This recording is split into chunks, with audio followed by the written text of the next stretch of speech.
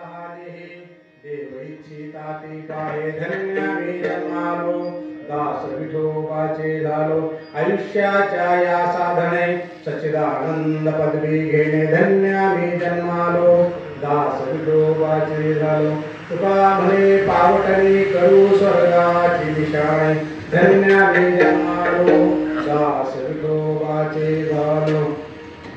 आता आपल्या लेकरांच्या परीक्षा झाल्या पोरांच्या बरोबर आहे मुला मुलींच्या प्रत्येक लेकरू ऐकलं सांगतं किंवा वडिलांना सांगतं किंवा दोघांनाही सांगतं आता परीक्षा झाली पेपर फार सोपा आहे बरोबर आहे आणि पुन्हा मार्क मात्र कमी पडतात असं का घडतं पेपर तर सोपा गेला होता मार्क कमी पडले का कमी पडले कारण त्या प्रश्नपत्रिकेतला जो प्रश्न असतो ना त्या प्रश्नातला काना मात्रा उकार व किंवा अथवा परंतु उद्गारवाचक किंवा कामा प्रश्न की बघतच नाही मोठं मोठं वाचतात आणि त्याच्या 4 आठवडे लिहायचं सांगायचं पेपर सोपा गेला काय सांगितलं मी असं अभंग कीर्तनात सुद्धा बऱ्याच असंच घडतं 4 चरणाचा अभंग घ्यायचा अर्धा तास गायन घालायचा 5 मिनिटं लोकांचे नाव घेऊन घालायचा हा एखादा तास त्या अभंगात बोलायचा आणि म्हणायचं किंवा 4 चरणाचा अभंग आता काही सोडणं शक्य होणार नाही पहिले चरण झालं उरलेलं आपण पुढच्या वेळेस बघू म्हणजे पुढची तारीख आता बुक करून टाकायची आपण असं नाही करणार आपण शब्द शब्द पाहणार आहोत काना मात्रा उकार की अभंगाचा एक एक शब्द आपण पाहणार आहोत त्याचंच नाव असतं अभंग सोडलं इहलोकीचा हा देहे देव इच्छिताती पाहे त्यासाठी प्रेरकम गायनाच्या प्रार्थना आहे आपसात बोलून एक विनंती करतो बरं का सर्वांना बऱ्याच वेळा काय होतं कीर्तनामध्ये खालचे लोक गप बसतात उभे जे असतात ना तेच मोबाईल काढतात तेच एकमेकांना बोलत असं चांगलं नाही वाटत सांगतात आधी गेले मग सांगितले जयांगी मोठेपण तयार करण्यासाठी मोठी जबाबदारी आमच्यावर असते आपण ती पालन करावे गायनाच्या प्रार्थना विनंती आहे मूळ चरणाला धरून प्रमाण असेल तरच द्यावं एखादं उदाहरण मी सांगत असेल त्या उदाहरणाला धरून प्रमाण नको कारण आपण सोडायला वेळ मिळाला पाहिजे आणि दिलेले प्रमाण सरळ द्यावेत गायनामध्ये जास्त वेळ देणार मी अशी विनंती करतो। इहलोकीचा हा देहे देव इच्छिताती पाहे इहलोकीचा म्हणजे या लोकांना याचा अर्थ असा आहे की याच्यापेक्षा जास्त लोक आहेत याच्यापेक्षा जास्त लोक 3 लोक आपण म्हणतो 3 लोकांमध्ये 14 गुण आहेत कसे मागा बाळपणे येणे श्रीपती जे एक वेळ खादली होती माती ते कोपुण्या हाती यशोदा धरीला मग भेने जैसे मुखी झाडा द्यावचे तुझे 14 ही भुवने सावकाशी दामिले ते लहानपणी त्या कृष्णाने माती खाल्ली होती आईने सांगितलं तोंड उघड आणि भिगभिग तोंड उघड 14 भुवन दाखवली 14 भुवन अशी 14 भुवन आहेत ध्रुव लोक असेल इंद्र लोक असेल चंद्र लोक असेल कैलास असेल वैकुंठ असेल स्वर्ग लोक असेल पाताळ लोक असेल नरक लोक असेल अशा 14 भुवन आहेत तुकोबाराय काय म्हणाले त्या 14 भुवनातला कुठलाही लोक आम्हाला फक्त कुठला पाहिजे इहलोकीचा हा देह या लोकातला पाहिजे या लोकातला या म्हणजे तुम्हा आम्हाला मिळालेला इहलोकीचा हा देह 14 लोक आहेत 14 भुवन आहेत त्या 14 भुवनातला हा पाहिजे जो तुम्हा आम्हाला मिळाला फार बारकी नाही का बरं का कारण आज म्हणजे आपल्याला पण जायचं तर कुठतरी हिशोब द्यावा लागणार आहे आपण देव मानणारे आहोत ना अध्यात्म मानणारे आहोत ना तर जन्ममरण हे मानावं लागेल कारण संतांनी सांगितले मी माझ्या मनचं काही सांगणार नाही जे अध्यात्मात आलेलं आहे शास्त्रात आलेलं आहे अभंगात आलेलं आहे किंवा गाथेमध्ये आले गीतेमध्ये आले ज्ञानेश्वरीमध्ये आले तेच मी तुम्हाला सांगणार आहे फक्त आम्हाला कळत नाही किती वर्ष सत्याचं हे तुमच्या ह्याचा दर सत्य होतं ना तुम्हाला तुमच्या सत्याला 25 वर्ष झाले म्हणजे 25 18 200 कीर्तन ऐकले आपण बरं का 200 कीर्तन आम्हाला ध्येय कळायला का बघा बरं का एक तुमच्यात अनुभव विचारलं तुम्हाला अनुभव 200 कीर्तन ऐकले 25 18 200 7 कीर्तन आणि एक कार्याचा 200 कीर्तन ऐकले म्हणजे 100% तुमच्या गावामध्ये आता बांधाचं भांडण नसेल विहिरीच्या हिश्श्याचं भांडण नसेल भावाच्या वाटण्याचं भांडण नसेल शेतात कशाचंच भांडण नसेल सासू 200 कीर्तन ऐकले ना आपण 200 कीर्तन ऐकून जर भांडण काय राहिले असे बांधाचं पाऊल वाटायचं तर आम्ही 200 कीर्तन ऐकून केलं काय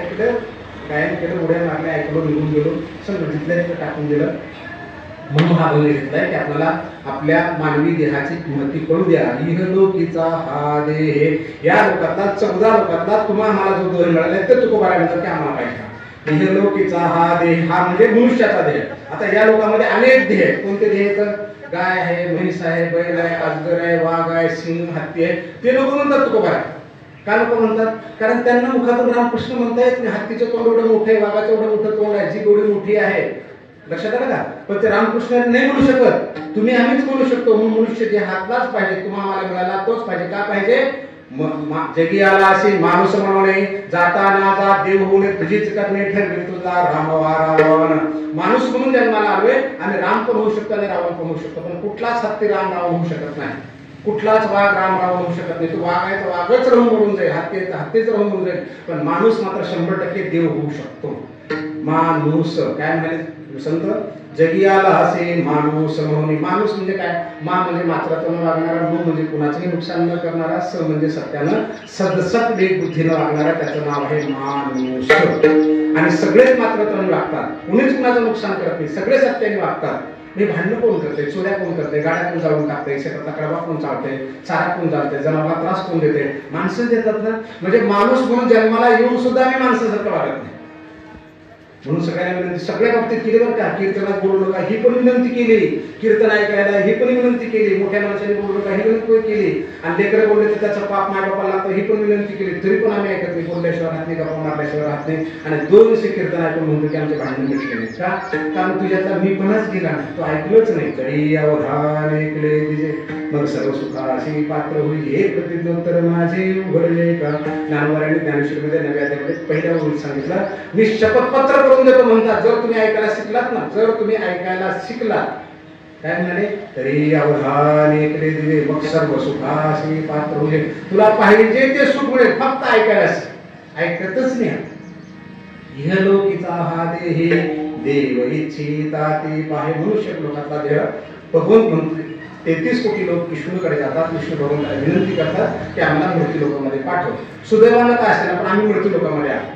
देव म्हणतात मृत्यू लोकात यायचं आहे. स्वर्गीचे आम्हा इच्छिता देवा मृत्यू लोकी भावा जन्म. स्वर्गात ते म्हणतात मृत्यू लोकांमध्ये पाठवा. मृत्यू लोकात आले काय म्हणतात, मेलेलं बरं. रोज पेपर काढून बघा 4-5 आत्महत्या, कारण देहच कळला नाही आपल्याला, देहच कळा. ते म्हणतात आम्हाला मृत्यू लोकात पाठवा. मृत्यू लोकात आले म्हणतात मेलेलं बरं. साधं घरात वस्तू नाही सापडली, किरकिरी झाली की मेलेलं बरं म्हणतं माणूस. का? कारण आपला देहच कळला नाही. इहलोकीचा हा देह, हा म्हणजे तुम्हाला मिळालेला इहलोकीचा हा देह देव इच्छिता ते पाहे. इच्छा आहे देव लोकांची. विष्णूकडे गेल्यानंतर कदाचित मागच्या जन्मामध्ये आम्ही देव असण्याची शक्यता आहे, संत असण्याची शक्यता आहे. भगवंताकडे मागणी केली असणारे मृत्यू लोकांमध्ये पाठव, आणि तुम्ही आम्ही मृत्यू लोकात आल्याची असण्याची शक्यता आहे.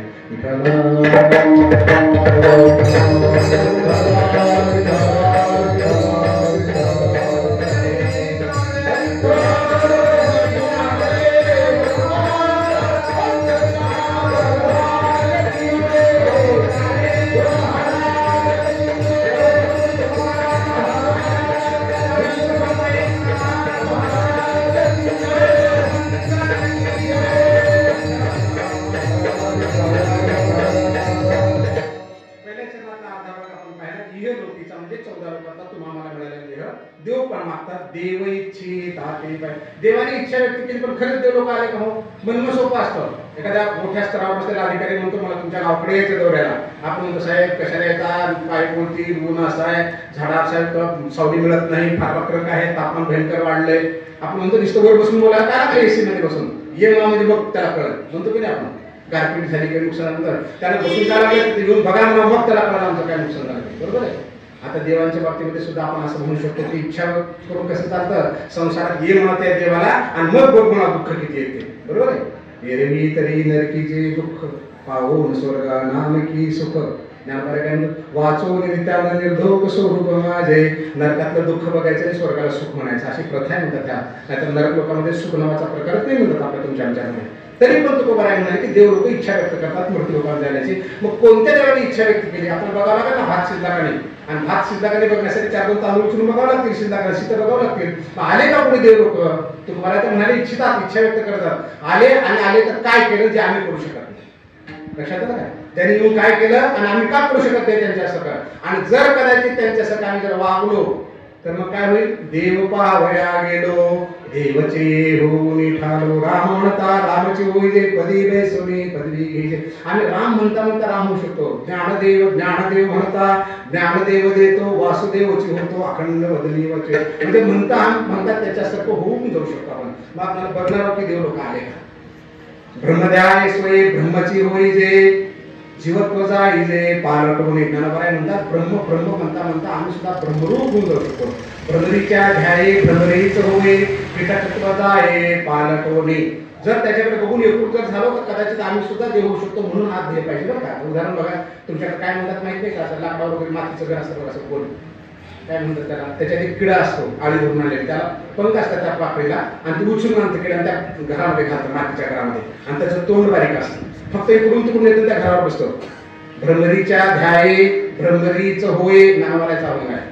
त्या भ्रमरी काय करते, त्या किड्यावरून बसते, त्या आळीवर आता खेळ असं वाटतं. ते रात्रंदिवस त्या आळीच्या डोक्यामध्ये फक्त ती भ्रमरी दिसते, पंख फुटलेली, आणि काय ते पाहता पाहता रात्रंदिवस पाहिल्यानंतर तिला पण पंख फुटतात त्या आळीला, आणि ती उडून जाते. भ्रमरीच्या ध्याये भ्रमरीचं होई कीटकत्व जाये पालट, त्याच्यातलं कीटकत्व गेलं आणि त्याला पंख फुटले. तुकारायांचा पण असा थोडा शब्द बघून आपण असो. अगदी आपण देव पाहायला गेलं तर आम्ही सुद्धा देव होऊ शकतो. तर देव लोक आले काय केलं बघू. प्रभू रामचंद्र कोण आहे, विष्णूचा अवतार आहे. प्रभू रामचंद्र विष्णूचा अवतार आहे, राम म्हणून जन्माला आले. काय केलं रामाने, राम तुमच्या किती करतात, 2 हात 2 पाय 2 डोळे नाक, 100% जर शाळेमध्ये किंवा नाटकामध्ये जर आपल्याला प्रवेश करायचा असेल रामाच्या भूमिकेमध्ये, तर स्त्री सुद्धा पुरुष सुद्धा लहान लेकरं मुलगा मुलगी राम होऊन उभे राहू शकतात. राहू शकतात का, 100% राहू शकतो. धनुष्य वगैरे अंगावर घेतले तर राम होतो, कारण त्यांच्यात आमच्यात फरकच नाही. ते माणूसच आम्ही पण माणूसच. देव इच्छिताती पाहे प्रभू रामचंद्रांनी जन्म घेतला, राम म्हणून जन्म घेतला. आता राम आमच्यापैकी सुद्धा अनेकांचं नाव राम असतं. तुम्ही आम्ही थोड्या वेळात रामच होता रामासारखं वागतो का बघू, आणि त्यांच्यासारखं जर वागलो की देव काय करतात आम्ही काय करतो थोडं बघू. जिंतूरमध्ये माझं कीर्तन झालं 2-3 वर्षाखाली, आणि कीर्तन संपल्यानंतर पंक्ती चालू होत्या. एक म्हातारी माझ्याकडे आली, मला म्हणाली की महाराज तुम्हाला विनंती आहे, म्हणजे मोठ्या पोराला 2 शब्द बोलून जा. मग काय करत तुमचं पोरग, नाही दे भांडायला भावाला बारक्या भांडला, रोज म्हणते बाण पडून डोकं पडून मारायलाच करत राहतं, आणि त्याला 2 शब्द तुम्ही बोला.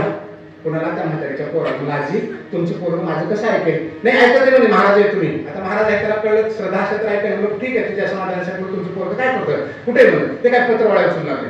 मंडपातल्या धर्म मंडपातल्या पत्रवाळ्या उचलते म्हणजे 100% महाराजाचं ऐकणार आहे. तुम्ही बाजूला जा, मी त्याला बोलून घ्या. माणूस पाठवला, त्याला बोलून घेतला, ते आले समोर.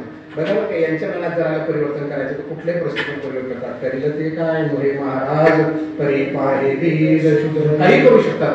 ते समोर आलं, सगळ्याच्या समोर मला म्हणे महाराज राम राम, आणि माझ्या मुखातून सहज शब्द गेला, तुला राम म्हणायचा काय अधिकार आहे ना. राम तर कोणी म्हणू शकत नाही, म्हणू शकत मला कोणी राम. अधिकार लागतो मला राम म्हणायला. कसा अधिकार लागतो, मी म्हणलं राम कोणी माहिती का तुला, सावत्राईने आज्ञा दिली. राम जन्माला आले बरं का तुमच्या आमच्यासारखे. देव इच्छिताती पाहे प्रभू रामचंद्र तुमच्या आमच्यासारखे जन्माला आले. दशरथच्या पोटेला राजगादीवर बसायचं होतं. सावत्राईने आज्ञा केली. 14 वर्ष वनवासाचा सावत्राईचा आदेश ऐकला, आणि 14 वर्ष राम वनवासात गेला. आणि तुझी सख्खी माय तुला सांगते भावाशी भांडू नको, तरी तू राम म्हणतोस. राम म्हणण्याचा अधिकार कुणाला कळलं का म्हणलं, जो सावत्राईचा ऐकतो त्याला तर राम म्हणण्याचा अधिकार आहेच आहे, आणि सख्या मायकेचा ऐकलं तर 100% अधिकार आहे. तो सावत्राईचा ऐकणारा राम आहे, तू सख्या माईचा ऐकत नाहीस म्हणून तुला राम म्हणण्याचा अधिकार नाही, असं मी सहज स्पष्टीकरण दिलं. मी तुम्हाला सत्य सांगतो, लांब पडलं माझ्या काळात. मला म्हणजे महाराज तुम्हाला शब्द देतो, याच्यानंतर भावाशी कधीच भांडणार नाही म्हणजे नाही. याचं नाव आहे देव इच्छिताती पाहे. म्हणून प्रभू रामचंद्राकडे पहिल्यांदा आपल्याला आठवलं पाहिजे की राम जन्माला रामाने काय केलं, सावत्राईचं ऐकून वनवासात गेले. सावत्राईचं ऐकून, आणि कोण सोबत गेलं, राजे कोणाला सोडलं, सावत्र भावाला सोडलं. म्हणून तुम्हाला सगळ्याला विनंती आहे, ज्यांना आवाज होतो त्यांना, किमान सख्या भावाशी तर बांधासाठी विहिरीसाठी भांडू नका, तर ह्या देहाची मूर्ती कळेल. सख्या भावाला भांडायचं, कीर्तनात त्याचं माळा घालायचं, प्रवचन करायचं, गायन करायचं, कीर्तनातून रडवायचं, काय अर्थ त्याला. आधी केले बघ सांगितलं, जर नाही तर मग कीर्तन करून उपयोग काय. 200 नाही 2000 कीर्तनाच्या पदरात काही पडणार नाही. कारू पैसा माझा तिले पण का गाजा, एक भाव नाही माझा तरी पाल्लाडते. रुकवाना सुंदर गायना चांगला, पीठ येते, मृदंग येतो, कीर्तन येतं, पाठांतर दुनियाच आहे, पण माझा जर भाव नाही अर्जुना तर माझ्यासाठी ते सगळं व्यर्थ आहे, शून्य आहे त्याचं जीवन. सगळे ज्ञानोबांनी सांगितलं. इहलोकीचा हा देहे देव इच्छिताती पाहे. प्रभू रामचंद्र जन्माला आले, इच्छा व्यक्त पूर्ण झाली. सावत्र ऐकून वनवासात गेले. लक्ष्मण सावत्र भाऊ आहे. रामाने स्वतःच्या हक्काचं राज्य सावत्र भावाला सोडले. सावत्र भावाला बरोबर आहे, आणि सावत्र भावानं सावत्र भावाच्या रामाच्या पादुका ठेवून राज्य केलं. आमचा भाऊ 4 दिवस जर गावाला गेला ना तर आला तर त्याला बाण सापडणार नाही कुठे, एवढं करून मोकळून जातो. बापाने घेतलेली मोटरसायकल असते, बापाने घेतलेली मोटरसायकल असते, दोन्ही भावाला दिलेली, बरोबर आहे का. मोठा भाऊ म्हणतो सुट्टीच्या दिवशी, अरे भैया जरा मला मोटरसायकल दे ना, जरा बाजारात जायचं आहे. काम नसेल तर भाऊ म्हणतो नाही मला बाजारात जाऊन यायचं आहे. म्हणजे बापाने घेतलेली मोटरसायकल सुद्धा एकमेकाला आपण देत नाही, तरी पण आम्ही कीर्तन प्रवचन करतो. इहलोकीचा हा देहे देव इच्छिताती पाहे. लक्ष्मणाला रामासोबत जायची गरज नव्हती. सावत्र भाऊ असून सुद्धा सावत्र भावासोबत गेला. आमचा जर भाऊ दिल्लीला गेला तर बरेच भाऊ गेट पर्यंत सुद्धा सोडायला येत नाही. येत जा, कारण जगातली सगळ्यात फार मोठी ताकद आहे. तुमची माझी गेल्या वर्षी भेट झाली हा भाग वेगळा. आता मी 55 वर्षापेक्षा पुढे आहे, 55+ बरोबर आहे. त्याच्यामध्ये तुमची आमची भेट झाली का? नाही झाली ना. पहिल्यांदा भेट होते का तिथून योगाच्या गाठी बांधलेले आहेत. अगदी त्याप्रमाणे गावातले शेजारी पाजारी बायको नवरा लेकरं कुठल्या तर जन्मांतरांचा योग आम्ही एकत्र आलो. याचं तोंड बघायचं नाही, त्याला असं करायचं, मी त्याला तोंड दाखवणार नाही, त्याला बोलणारच नाही, फळानं करेन, अजिबात झटके फटके देत जाऊ का. कारण अनेक जन्माच्या पुण्याने आम्ही एकत्र आलो. गोपाळ होता आम्ही सगळे काढायचं म्हणून प्रेम करत राहिलो. इहलो पिता हा दे हे देव इच्छिता ते पाहिजे तर गुरु तुम्हाला पहिल्याच्या नावाने हे सांगतात. इहलो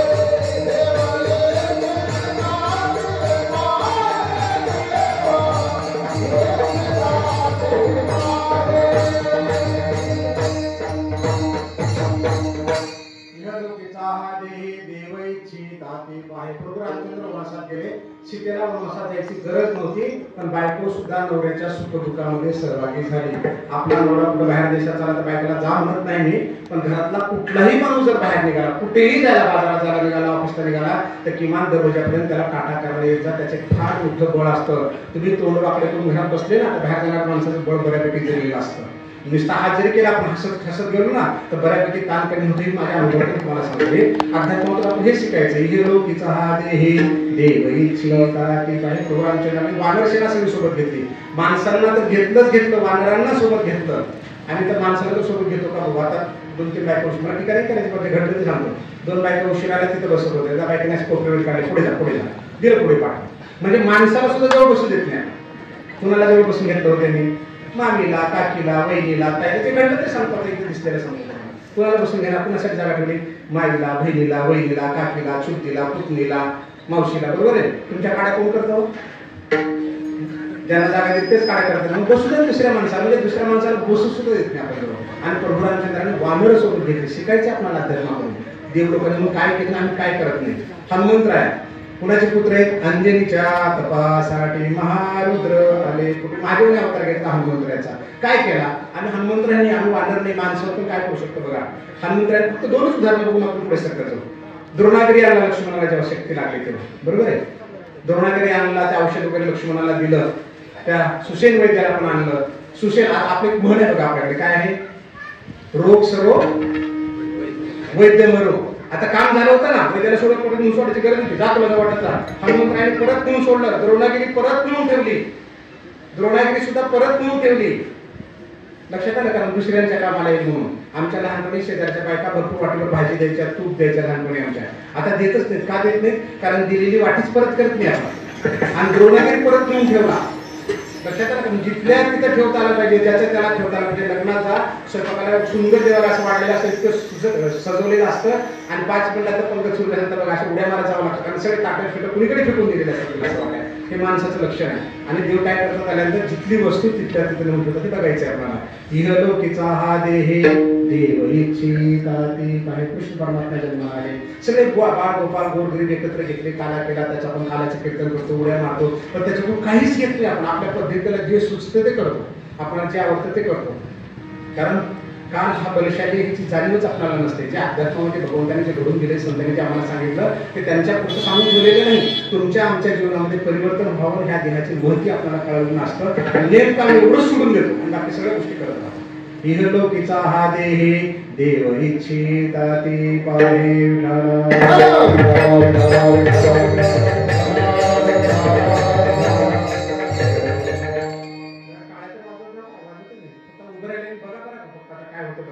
आपल्याला वाटतं की आपण कीर्तन पण ऐकतो, 200 कीर्तन झालं थोडं उशिरा लोक येतात, जागा पूर्ण झाली, थोडं पुढे सरकून बसा.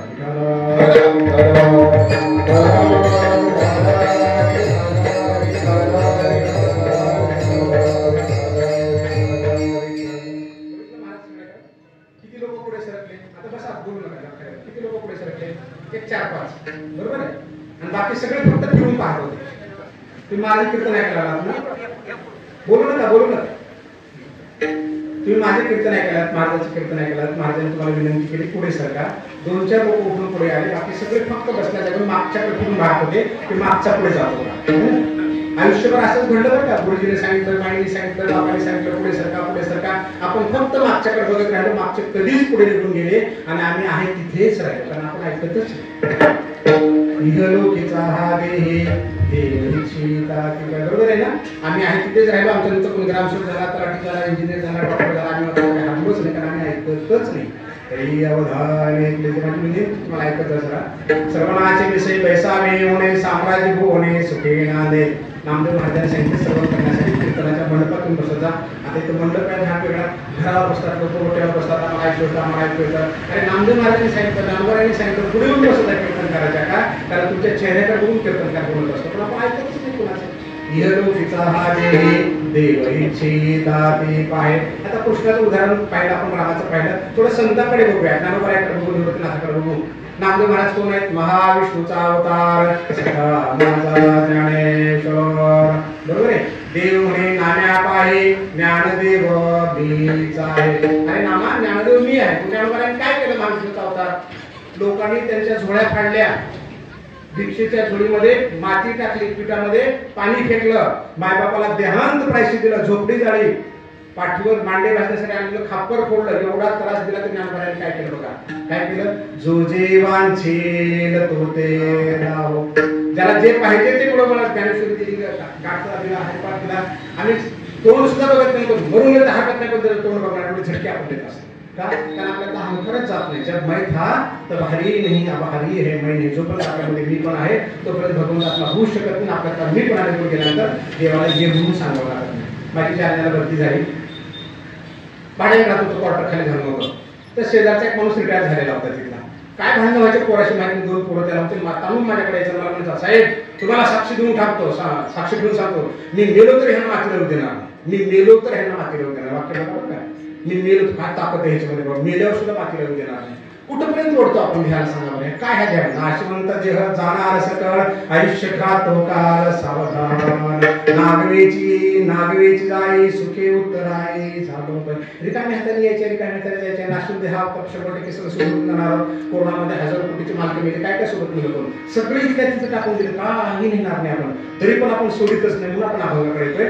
इहलोकीचा हा देही देव इच्छिता ती पाहे. जेवढे संत महात्मे आले, मग तुकोबाराय असतील, नामदेव असतील, माऊली असतील, निवृत्तीनाथ असतील, जगाला काही ना काही देऊन गेलं. आम्हाला जर देता नाही आलं तरी चालेल, पण नुकसान तरी करू नको. आमच्या ठरलेली म्हण आहे बघा. आता आपण म्हणलं मरानं तुला घरपुत्र्या, नाही देत नाही तुला देते, मरेपर्यंत लोकांचं नुकसान करणारी माणसं आहे. मनुष्य त्याला मागून मिळत नाही, 100% केलेलं भोगावं लागतं. पेड गोई बघूनला आंबोआ कहा असे पाय. बाबळ जर पेरले किती पाणी घातलं तर त्याला आंबे लागत नाही, त्याला काटेच लागतात. 100% काटेच लागतात.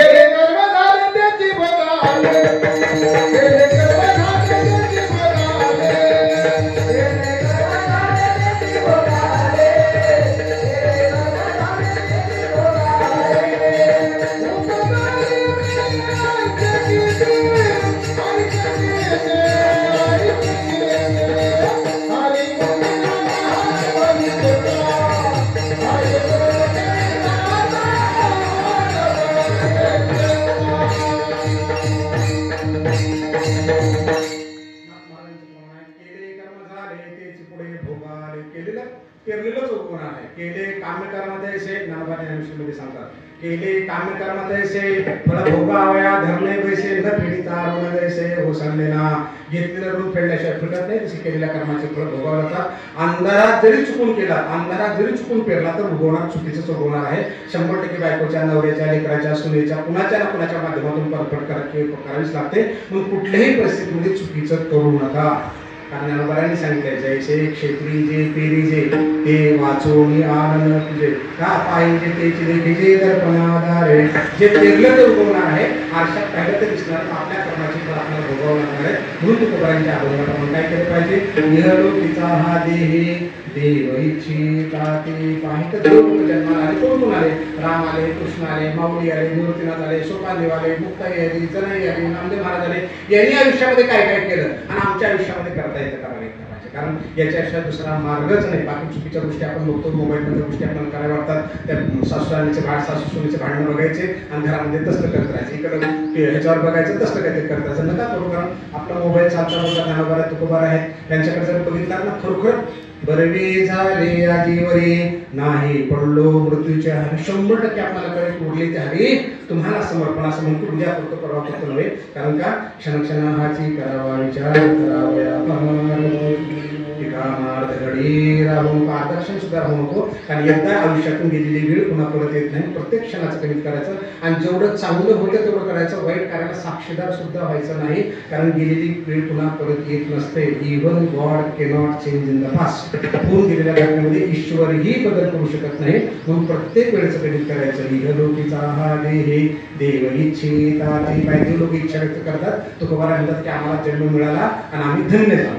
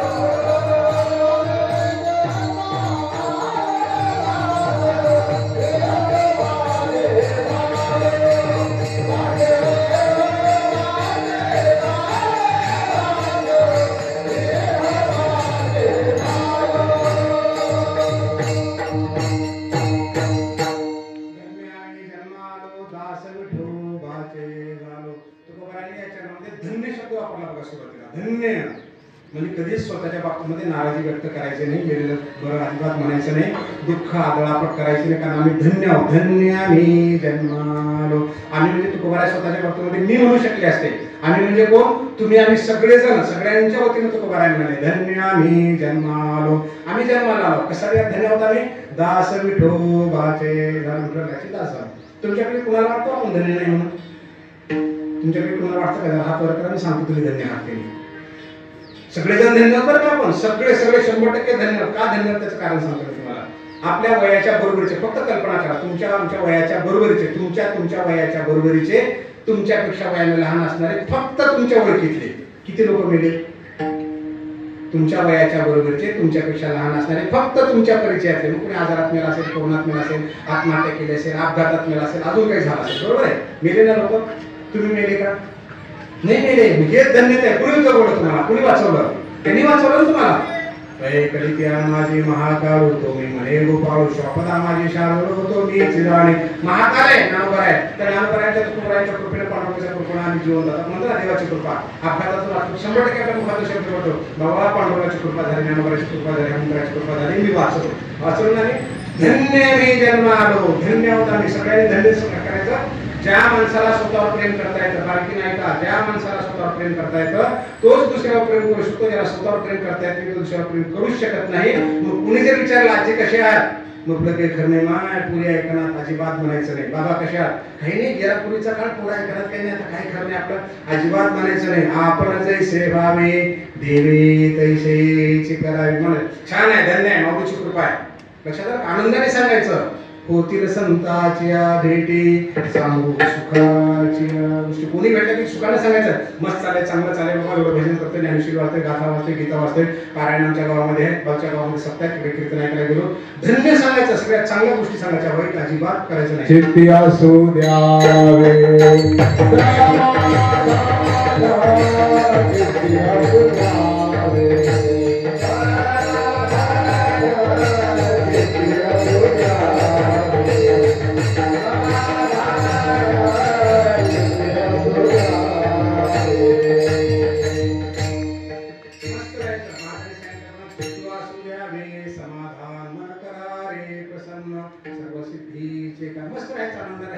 डोक्यावरचं ओझं दिसतं त्याला कोणी हात लावू शकतो, उतरवू शकतो. मनावरचं ओझं दिसत नाही त्याला कोणी हाती लावू शकत नाही. त्याचं नाव आहे ताण. हा ताण परिस्थितीमुळे कमी येतो, मनस्थितीमुळे जास्तीत असतो. पण आपल्या मनाला चांगलं करायचं, कारण परिस्थिती आजची उद्या राहत नाही. 100% बदल होत असतो. 100% होतं बरं का, साधं सुद्धा नाही. आता कल्पना करायच्या 40 वर्षापेक्षा वय जास्त आहे. फक्त कल्पना करा परिस्थिती बदलते की नाही सांगा. आपण नाही प्रयत्न केला तर सुद्धा नैसर्गिकरित्या सुद्धा परिस्थिती बऱ्यापैकी बदलत असते. 40 वर्षापेक्षा ज्यांचं वय जास्त आहे फक्त कल्पना करा तुमच्या गावामध्ये किती लोक श्रीमंत होते, किती होते? एक 3-4 लोक. श्रीमंत म्हणजे काय, बैलगाडी असेल, कपडे असतील, खायला प्यायला असेल, एवढी श्रीमंत, दुसरं काय होतं. आणि बाकी रोजगार करणारे असतील, कोणी भिक्षा मागणारे असतील, कोणी बेरोजगार असतील. आता हे रोजगार करणारे कुठे आहेत मला सांगा. कुठे बाबा? गाड्या घोडे घेऊन मस्त मोकळे आहेत. आणि जे श्रीमंत होते 4 ते कुठे? ते साधारण झालं. लक्षात आलं का? कालाय तस्मै नमः. आजची परिस्थिती उद्या राहत नाही. म्हणून ह्या देवावर प्रेम करायचं, याच्यावर चिडचिड करायची नाही, रागावायचं नाही, मला देवाने हे दिलं नाही, फलाने दिलं नाही, बिलकुल बनायचं नाही. कारण जगाच्या पाठवर कुठेतरी गेलात ना, वैकुंठी तोयसे नाही काही म्हणाले. हा आनंद वैकुंठात सुद्धा नाही, जो प्रति लोकांमध्ये तुमच्या आमच्यामध्ये आहे. धन्य मी जन्मालो. मस्त आनंदाने प्रेम करायचं. धन्य मी जन्मालो दास विठोबाचे झालो. तुम्ही आम्ही प्रत्येक जण धन्य आहोत, प्रत्येक जण धन्य. फक्त स्वतःतलं जे काही भगवंताने कुमत दिले ना, जे बुद्धी ज्ञान हे जे दिले ना आपल्याला, हे जे वैभव दिले ना, ह्याचा खूप सुंदर उपयोग करायचा, खूप सुंदर उपयोग करायचा. मी तुम्हाला एक उदाहरण सांगतो माझं. 1995च्या बॅचला, म्हणजे 1995ला मी सावंतवाडीला होतो. तेव्हा मोबाईल वगैरे नव्हते, फोन पण नव्हते, कमी लोकांकडे फोन असतील. माझ्या वडिलांचं पत्र आलं, 2 पानाचं पत्र होतं, खूप सुंदर लिहिलं, बाळा आशीर्वाद फलाना. आणि आम्ही धन्य झालो. वडील म्हणाले माझे, म्हणजे बाप धन्य झाला, माझी आई धन्य झाली. का धन्य झाले? धन्यानी जन्मालो. मी तुम्हाला सांगतोय प्रत्येक जण धन्य आहोत. फक्त आपल्यात जी कुवत आहे भगवंताने दिलेली, तुझं आहे तुझं पाशी, फक्त त्याला फुलवा. इतकं सुंदर फुलवा की काही होऊ शकतं जगात, अवघड काहीच नाही. नव्हे से काही नाही अवघड नाही, काही वाढ तोच वरी असाध्य ते साध्य करीता सायास कारण अभ्यास तू कारण. जगातल्या अवघडातल्या अवघड गोष्टी साध्य होतात, फक्त तू निश्चय कर, तू ठरवतो. बघायला सांगितल्याप्रमाणे का वडील म्हणाले, बाळा आम्ही धन्य झालो. आशीर्वाद दिला. पहिल्या वाक्याचं बोर्ड लिहिलं होतं बापाने, बाळा आम्ही धन्य झालो. का धन्य झालो? कारण 1995ला निकाल लागला होता एमपीसीचा स्पर्धा परीक्षेचा. आणि गावाकडला पत्ता असताना पत्रशासनाचं घरी गेलं होतं, ऑर्डर शासनाची घरी गेली होती. आणि बापाने खाली लिहिलं की मला तुझ्या बॅचमध्ये एवढे डेप्युटी कलेक्टर झाले, आणि तू डेप्युटी कलेक्टर झाला तर महाराष्ट्रामध्ये टॉपर आला, तुझं नाव नंबर 1 वर आहे. गावकऱ्यांनी आमची मिरवणूक काढली, आम्ही धन्य झालो. वडील म्हणाले. कुणामुळे झाले? वडील मुलामुळे झाले. आम्ही पण धन्य होतो, आमचं गाव धन्य झालं. सगळं गावाला आमच्या गावचं पोरग, आमच्या गावचं पोरग. लक्षात का? प्रत्येकाकडे भगवंताने दिले, प्रत्येकाकडे दिले. स्त्री असो पुरुष असो, त्याला धन्य होण्यासाठी वय लागत नाही, त्याला फक्त मानसिकता लागते. 90 वर्षाची माणसं सुद्धा मोठ्या मोठ्या पदावर जातात. नोकरीला असेल कुठे माध्यमात जातात की नाही सांगा. आपण काय म्हणतो, आमचा भूमिपुत्र आहे. म्हणतो की निशाण केसा बोर्ड लावतो. आता काय झालं मुलगा बघा रोज बातम्या चालत गाव सजलंय सगळं त्याला त्याचा स्वीकार करण्यासाठी. धन्य समजते गाव स्वतःला. लक्षात आलं का? भगवंतानं प्रत्येकाला दिले फक्त स्वतःकडे बघण्यासाठी. लोकांना दाखवण्यासाठी काहीही करू नका. जेव्हा तुम्हाला वाटलं की मी फलाना काहीतरी आहे तेव्हा भगवंत म्हणतो तुझं तुझं बघ, माझ्या कृपेची काही तुला गरजच नाही. कारण तुला तुझं कळतं माझं आपण दाखवायचं नाही. न लगे चंदना पुसावा परिमळ वनस्पती मेळ हकारणे. मी सुगंधी चंदनानं सांगावं लागत नाही, त्याचा सुगंध आपोआप दरवळतो आणि प्रत्येकाकडे दिले भगवंताने. म्हणून तू तुम्हाला म्हणाले ना धन्य मी जन्मालो. इथे मोकळी जागा आहे तुमच्या बाजूला. समजा आपण एक विहीर खोदली, पाणी लागलं का नाही? लागलं. पाणी लागलं का पाणी तिथंच होतं? हो तिथंच होतं. फक्त तुम्ही दगडगोटे बाजूला केले, दगडगोटे बाजूला केले. अगदी त्याप्रमाणे तुझ्यातला फक्त ईर्ष्या द्वेष मत्सर काम अहंकार काढून टाक. देवातून तुझ्यात काहीच फरक नाही. 100% तूच देव आहेस, तूच संत आहेस, धन्य आहेस. पण आम्ही हे काढूनच टाकेल असं चिकटून धरलेलं आपण सगळं. माझी बायको माझं घर माझा नवरा फलाना पुसताना सोडीतच नाही आपण त्याला. म्हणजे मूळ आहे ते झाकलं चाललं आपल्याला. धन्य मी जन्मालो. कारण मनुष्य हा देह मागून मिळते. मनुष्य हा देह न मिळे मागुता. मागून मिळते. अनेक जन्माची पुण्य अनेक जन्माची. सोमाये 4 वस्त्र लावून 1,00,000 बाहेर नटी छायाचित्र 84 लक्ष 84 लक्ष हिचा फेरा पार येऊन सुद्धा जर आम्हाला देह कळत नसेल, बांध टोकरा वाटत असेल, अजून चोऱ्या करा वाटते, फसवा वाटत असेल, देवाच्या शब्दात पण खोटं जर बोला वाटत असेल तर काय धन्य समजायचं सांगतो माणसाला. कीर्तनात सुद्धा चेहरे पडलेले असतात. मला ठिकाण नाही करायचे. आपलं कीर्तन सोडून फक्त 1 तास 10 मिनिटं झाले. भजन असेल एक ह्याच्याचे भजन असेल बरोबर 1 तास 10 मिनिटं. मला तो भरून 50 मिनिटं झाले तुमच्याशी. इथं बसलेल्या 2 महिलाचे चेहरे, पुरुषाचे इथले 2 फोटो काय दिसलं नाही मला. जे दिसते ते सांगतो बरं का. मला ठिकाण नाही करायचे. लोखंड कापायचे. फक्त 50 मिनिटांमध्ये पाहतोय आपण. 2दा हसलो, टाळ्या वाजवलो, महाराजांनी चाल म्हणली तेव्हा आपण तुम्ही मान हलवल्या, टाळ्या वाजवल्या. पण हे 2 चेहरे निकडले 2 चेहरे असे दगडासारखे असे गच्च बसले बघा. म्हणजे 50 मिनिटात जर ह्यांच्याकडे बघायचा कंटाळा आला असेल तर बाकीच्यांची काय परिस्थिती असेल, घरच्यांची काय परिस्थिती असेल, कसे जगत असेल, कसा संसार करत असेल. अरे धन्य मानव. तुम्हाला ओढून तर प्रत्येक कीर्तनात मला हे सांगावं लागतं. घडतच असं घडतच. तुम्हाला ओढून तर आणले का सांगावं. स्वतःच्या इच्छेनं आपण आनंद काय घेत नाही जीवनातला? घेतच नाही. धन्य मी जन्म धन्य जगितो ती एक हरिरंगी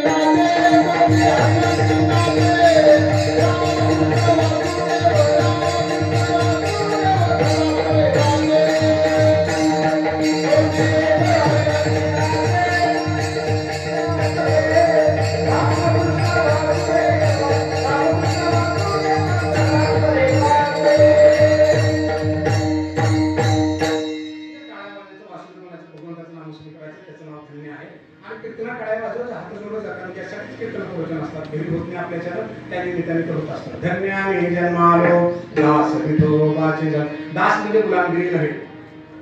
9 भक्तीतला एक हा प्रकार आहे. 9 विधाची भक्ती त्यातला दास आहे.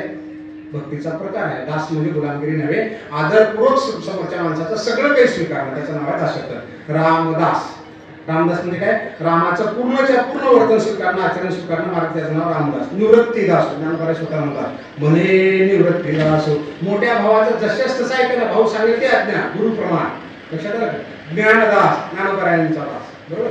तुकादास म्हणजे थोडक्यामध्ये ज्यांना आपण मानतो, ज्याचा आदर करतो, त्याचं सगळं स्वीकारणं म्हणजे दास. प्रत्येक आई आपल्या लेकराचा दास होते. का होते? त्यांना म्हणून ते ऐकते. मोठी माणसं तुम्ही आम्ही 100% ऐकतो. पण मोठेपणी विसरून जातो. लहानपणी लेकरू म्हणतं बाबा मला तुमच्या पाठीवर बसायचं आहे. बाप किती मोठ्या पदावरचा असू द्या, बरोबर आहे, आई किती मोठ्या पदावरची असू, आजोबा किती मोठ्या पदावरचा असू द्या, बिलकुल नातवंडाला म्हणलं की ते वाकणार, पाठीवर घेणार, छातीवर लाथा मारणार, तेवढ्या मारणार कोणी सांगा. आनंदाने स्वीकारतो. लेकरू म्हणत ते ऐकतो. बस म्हणले की बस, अमुक म्हणले की. आता हेच लेकरू मोठं होतं. आमची धन्यता आम्ही हाताने घालत असतो बरं का. लोकांना सांगतो बघा कसं उड्या मारतो, हात धरतो बरं असतात आणि छातीवर लाथा घालतो. आनंदाने स्वीकारतो पण सांगा. तोंडात बोटं घालतो, आनंदाने स्वीकारतो. तोंडात उष्ट काढून तोंडात आपल्या घालतो, आपण आनंदाने खातो आणि त्याच्यात सुद्धा धन्यता मानतो धन्यता आपण. आता बघा आम्ही धन्यता कुठं घालून टाकतो आम्हाला मिळालेली. जेव्हा हे लेकरू मोठं होतं मग बाबा शेतामध्ये सोयाबीन नाही पेरायचं, आपल्याला मका पेरायचा. बाप काय म्हणतो, मला नको शिकू, लई पावसाळी पाहिजे का, डोकं केस उगं पांढरे झाले का, उगं टाकलं झालं का, तुझ्यापेक्षा लई पावसाळी झाले पाहिजे, नको मला शिकू. आणि लहानपणी त्याला म्हणून ते ऐकलं होत असतं. आता मोठेपणी ऐक ना, म्हणजे भांडणच होणार नाही ना, वाटणे होणार नाहीत, नवरदास म्हणला त्याची वेळ येणार नाही, घर फुटणार नाही ना. आम्ही ऐकत नाही तेव्हा आम्ही आमचं शहाणपण शिकवतो, ते त्याचं शहाणपण शिकवतो. लेकरू तेच आहे, बाप तोच आहे, आई तीच आहे, लेकरू तेच आहे. नात्यामध्ये काहीच फरक पडला नाही, फक्त वयामध्ये आणि मानसिकतेमध्ये फरक पडला. आणि ह्या मानसिकतेनं, ह्या वयानं आमच्या संसारातली धन्यता, आनंद घालवून टाकला. लक्षात आलं का? म्हणून काय करायचं, ही नाती जपासायची 100%.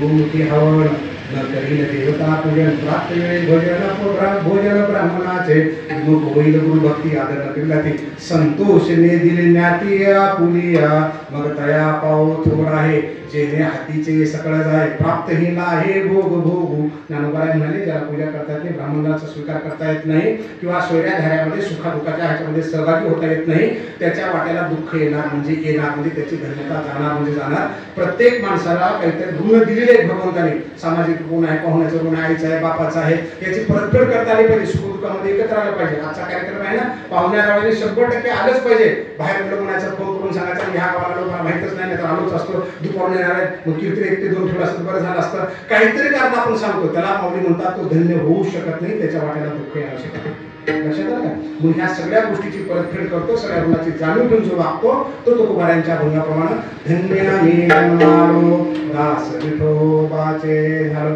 विठ्ठलाचे दास का फक्त पांडुरंगा डोळ्यासमोर आणणार का पांडुरंगासारखा देव नाही पण दुर्दैवानं आम्हाला 33 कोटी सुद्धा पुरे ना आपला तो एक देव करून घ्यावा ते विना जीवा सुख एक देव पण आपण ऐकतच नाही विष्णूने जप व्यर्थ त्याचे ज्ञान रामकृष्ण नाही घ्यायचे रामकृष्ण हरी विठ्ठल केशवा मंत्र हा जपावा सर्वत्र याहून स्थानिक साधन वाहत सेवान विठोबाचे एवढ्या शब्द योग्य प्रतिज्ञापत्र करून संतांनी सांगितलं तरी आम्हाला विठ्ठलाच्या बाहेर सुद्धा पळा वाटतं विठ्ठल पुन्हा बघून तर घेऊ तो बऱ्या कारण दास म्हणायचं त्यांचा दास विठोबाचे पण मला सहज कल्पना करा असा विठ्ठल उभा आहे कुणाच्या आज्ञेवर ऐसा कैसा रे धीर मागे बिरता गेलेली युगी झाली 28 अजून कार्य म्हणसी वयस पुंडलिकाची आज्ञा भक्ताची आज्ञा पाळणार आहे का भक्ताची आज्ञा आपले लेकर सुद्धा प्रेमापुट्याला आता तुमच्याकडे प्रथा माहित नाही पण आमच्याकडे आहे प्रथा अजून खेळतात लेकर मी ऑफिसला निघालो की माझं छोटं पोरगे यायचं गुड्या म्हणत बाबा स्टॅच्यू बनायचं स्टॅच्यू म्हणजे पुतळा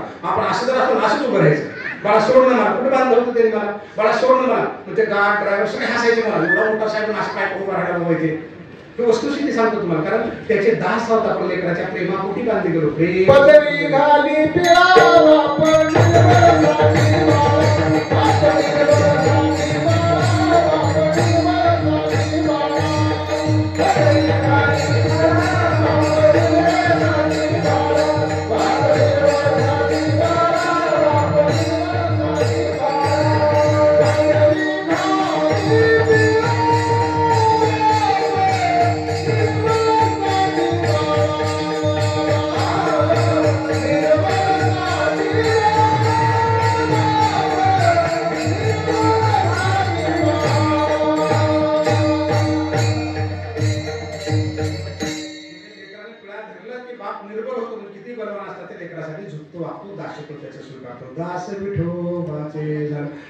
कल्पना करून किती सुंदर पांडुरंगाकडे असे समचरणी उभे आहेत समतेचा संदेश पांडुरंगाचे पायच आपल्याला देतात वाकडा केला ही माझी तुझी अजिबात नाही म्हणायचं पांडुरंगासारखं समान उभरायचं समान सगळे समान वाटले पाहिजे समतेचा संदेश बघा पांडुरंगाच्या पायाला खड्डा आहे कोणत्या पायाला माहिती आहे का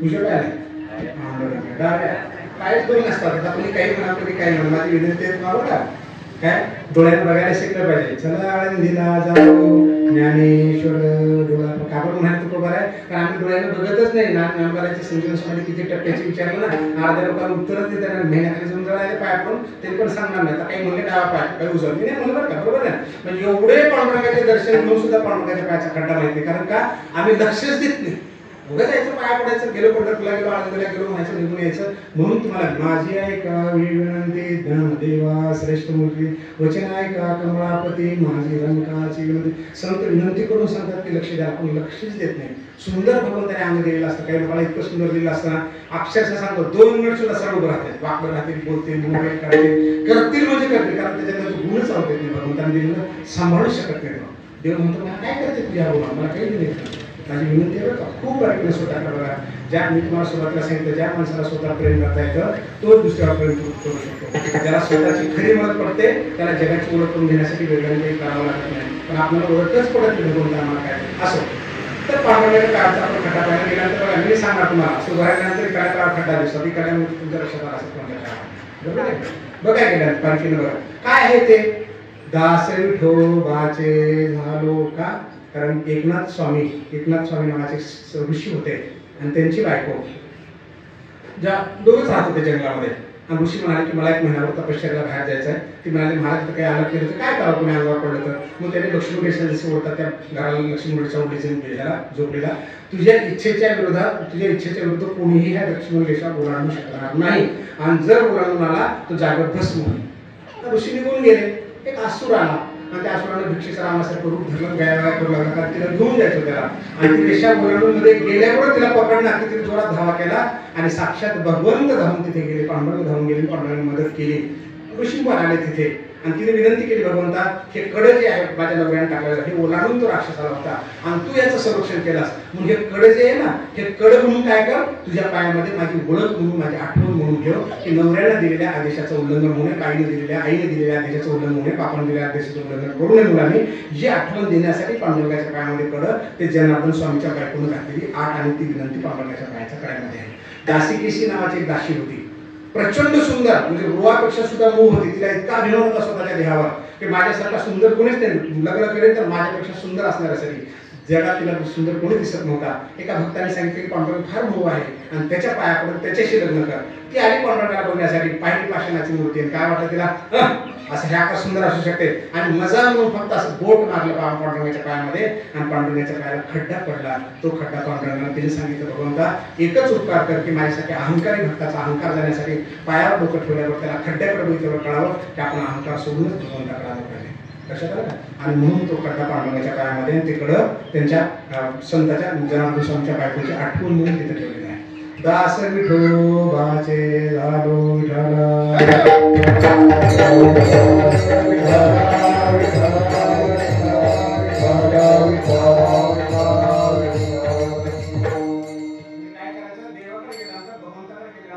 कुठल्याही प्रकारचा अहंकार आपल्या मनामध्ये ठेवायचा नाही. पायावर डोकं ठेवताना जो नम्र झाला होता त्याने कोणी दे अनंता एकदम आपल्याला सगळा भाव टाकून देऊन जाऊ. आम्ही परवा जिल्हा दर्शनाला गेलो होतो. एक महाराज आणि तिथल्या त्या काम करणाऱ्या माणसाला किती वेळ लागणार दर्शनाला जायला. त्याने बाबा माझ्या हातात नाही जाऊन तिकडून ऐकून चिठ्ठी आणायला का परवानगी आणा. आता आम्हाला चिठ्ठी घ्यावं लागेल का पाया पडायला जायला. माझ्या समोर म्हणला तुम्हाला आम्हाला चिठ्ठी घ्या म्हणजे माऊलीच्या पायाला डायरेक्ट जाऊ दे मला हातात घेऊन सोडून मी एवढा मोठा आहे की मला काय आडवायची गरज नाही. त्या नोकर माणूस तुम्हाला चिठ्ठी आणायला परवानगी आणा मी नाही सोडू शकत नाही. आता आम्हाला परवानगी घ्यावं लागेल का आम्हाला चिठ्ठी घ्यावं लागेल. आता सांगा माऊलीला भेटतील का सांगा मला.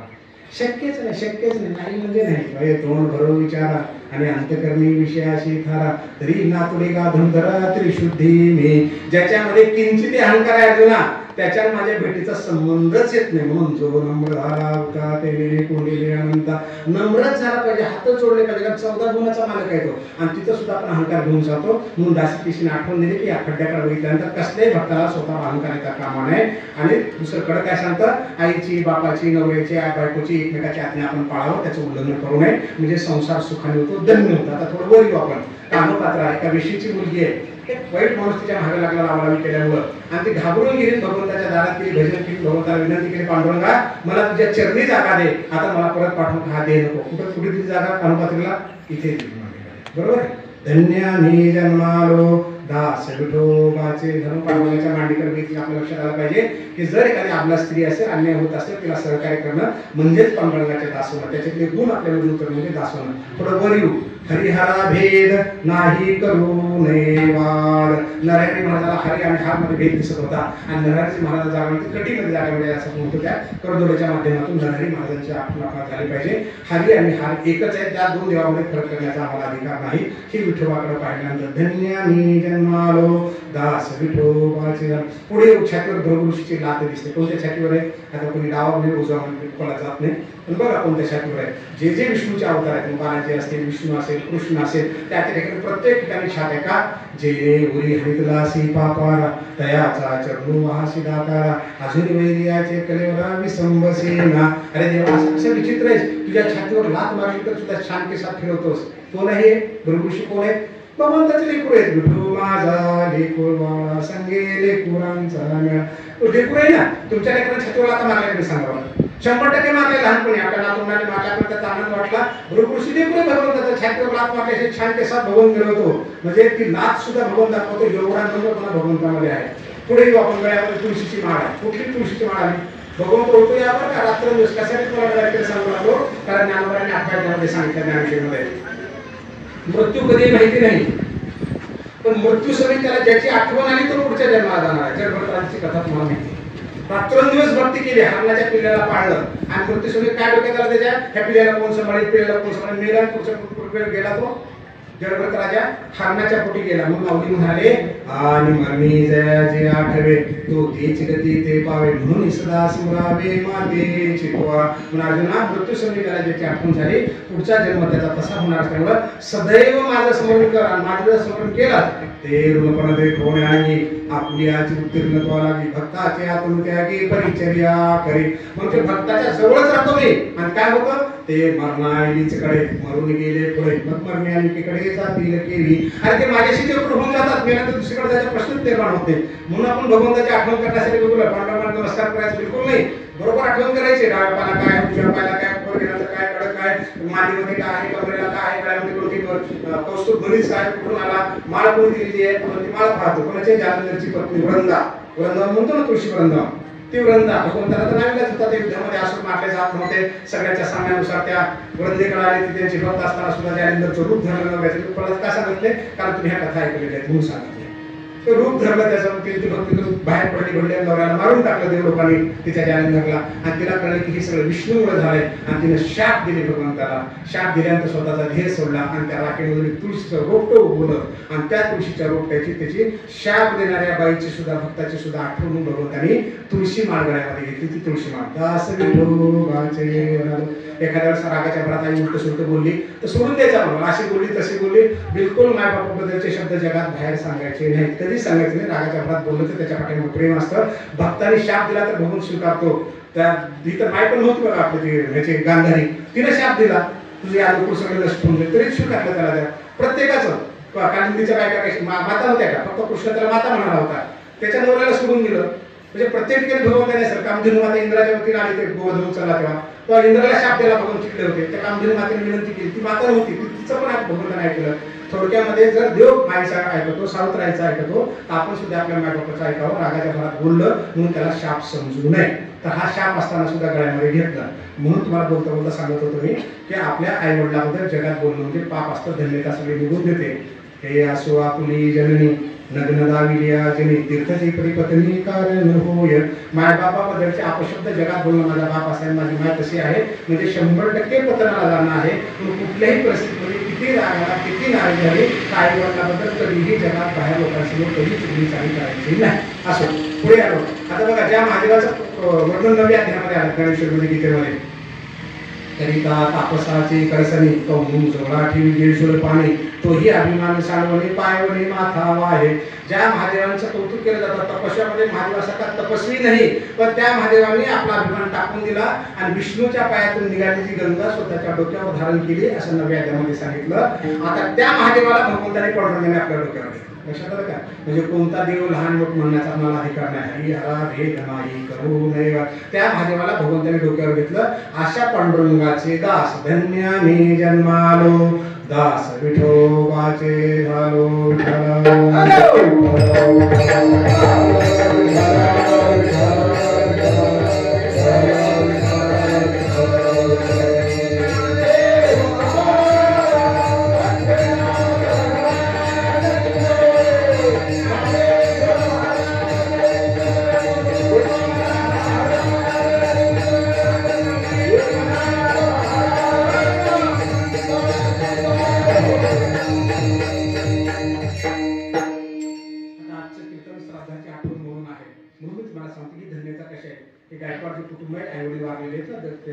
आपण काय घेतलंय त्या अभंगाच्या चौथ्या चरणात गेल्यानंतर सांगतो तुम्हाला हा अभंग काय घेतला. हे धन्य आहे. का धन्य आहे? कारण पहिल्या अध्यायामध्ये नाम करायला म्हणतात. मायबापांची सेवा करायला जीवन तुम्ही तर पुण्य लागतं आणि गेल्यानंतर त्याची आठवण म्हणून जे पुण्यात्मक कर्म करतात ती सगळी धन्य आहे. मग तया पुळा शेखा आणि पुढ घातका हे देर नरका जाणे आधी. जे वाईट वागतात ना, देखे वंशवृत्ती समस्त यावरी होती पतित मग ओवाळली स्वर्गस्थ पूर्वपुरुष. जर कुळातले लोक वाईट वागू लागले खाली तर स्वर्गात गेलेल्या लोकांना सुद्धा खाली फेकून दिलं जातं असं ज्ञानोबांनी पहिल्या अध्यायामध्ये सांगितलं. लक्षात आहे का? तरी इतर काय करीती कैसे स्वर्गीय वस्ती म्हणून ही येते कुणापासी. म्हणजे स्वर्गात गेलेले वरचे लोक सुद्धा खालच्या पापाबरोबर फेकले जातात, खाली येतात. म्हणून ज्ञानोबांनी सांगितलं एवढं पुण्यकर्म करा, एवढं चांगलं करा की त्यांना तिथं मुक्ती मिळाली पाहिजे. भगवान परशुरामाचे आई वडील सुद्धा अडकून पडले होते. ते अनेक वेळा पृथ्वी सगळी क्षत्रियहीन केली, एवढे जीव मारले त्यांनी. तेव्हा साक्षात हनुमंतराने जर परशुरामाला अडवून सांगितलं की तुझे मायबाप पोरं अडकले, त्यांचा उद्धार होईना झालाय, ते पाप बंद कर. आपण मालिका बघा म्हणजे आपल्या लक्षात येईल. तर हे सांगितलं म्हणजे जोपर्यंत कुळातली माणसं चांगलं कार्य करत नाही तोपर्यंत वरच्याला मुक्ती मिळत नाही. आणि त्यांच्या पुण्याने जर चांगल्या ठिकाणी गेले असते आणि आम्ही जर वाईट वापरू लागलो तर त्यांना सुद्धा खाली यावं लागतं. म्हणून तुकोबारा काय म्हणतात, गीता भागवत करीती श्रवण अखंड चिंतना विठोबाचे. कोण पुढे कन्या पुत्र होतीचे सात्विक तयाचा हरिक वाटे देवा. का वाटे देवा? कारण त्या सगळ्या कुळांचा उद्धार करतो. ध्रुव एकटा जन्माला आला, अनेकांचा उद्धार केला. प्रल्हाद एकटा जन्माला आला, अनेकांचा उद्धार केला. गोकर्णीची कथा आपण तुम्ही श्रीमद भागवतमध्ये ऐकली असेल. अनेकांचा नाही सगळ्या गावाचा उद्धार त्याने केला. आणि ही सगळी ताकद फक्त माणसाकडे मिळालेली आहे, तुमच्या आमच्याकडे मिळालेली आहे. म्हणून पुण्य कर्म करायचे आईच्या नावानं वडिलाच्या नावानं. आमच्या शास्त्रामध्ये जे सांगितले धर्मशास्त्रामध्ये त्या अंतकरणातून करायचं. हे नाही असं मांडणे नाही, तसं असतं का, असं असतं का. आणि जर तुम्हाला ही शंका असेल तर कीर्तन प्रवचनात सुद्धा येत जाऊ नका. विनाकारण आपण भूक कशाला पाडायचं. आपल्याला श्रद्धा ठेवायची तर अंतकरणातून ठेवायची. 20 लाखाची गाडी सुईत की पंक्चर होते, सुईत की लक्षात आहे का. आणि सुईत की पंक्चर तर रस्त्याच्या बाजूला काढायला लागते. तसं तुमच्या मनामध्ये 0.00001% जरी शंका असेल ना तर आपली गाडी पंक्चर आहे समजायची. देव जर 100% खात्री आहे तरच कीर्तन प्रवचन ऐकायची. 100% आहे म्हणजे आहे. आणि शंका जर असेल ना तर विनाकारण गर्दी करत जाऊ नका. विनाकारण याचा मनावाकडे टाकायचा, व्यत्यय करायचा नका करत जाऊ. कारण का भगवंताचा जर विश्वास नसेल तर काय कामाचं आहे. 100% विश्वास द्यायचा. धन्य मी जन्मालो. भगवंता तू आहेस म्हणजे आहेस. संतांच्या शब्दावर नाही, वाक्यावर नाही, अभंगावर नाही, ओळीवर नाही, एक अक्षरावर विश्वास ठेवा. एक अक्षरावर. ऐशी श्रीमुखोणे अक्षरे निगती ना जाऊ एक सरे तवा विद्येचे अंधारे जाऊची लागे. ही अक्षरे नव्हती देखा ब्रह्म साम्राज्य दीपिका. अर्जुना लागे चितकडिका उजळलिया श्रीकृष्णे. भगवंताच्या मुखातून पुढे गीता आहे ना त्यातलं एक अक्षर ब्रह्मांड आहे. एक अक्षर ब्रह्मरस. एक अक्षर ब्रह्मरस घी काळा तेने पिडावारे. रंग कसा घ्यायचा? लावणी मृदंग श्रुती टाळ घोष सेवू ब्रह्मरस आवडीने. म्हणजे तुकोबारायांचे शब्द असत, ज्ञानोबारायांचे असत, एक अक्षर ब्रह्मरस आनंदाने घ्यायचा. 100% आपली धन्यता होणार आहे. धन्यता व्हावी म्हणून करू नका, कारण कीर्तनानंतर उगवणार आहे. तसं तुम्ही सत्कर्म केलं की 100% आपण धन्य होणारच आहोत. धन्य मी जन्मालो दास विठोबाचे झालो. आता विठोबाचे दास झाले की धन्य झालं असं नव्हे, कारण तुला जो मनुष्य ध्येय मिळाला ना त्या साधनाचा पण तुला सदुपयोग करता आला पाहिजे.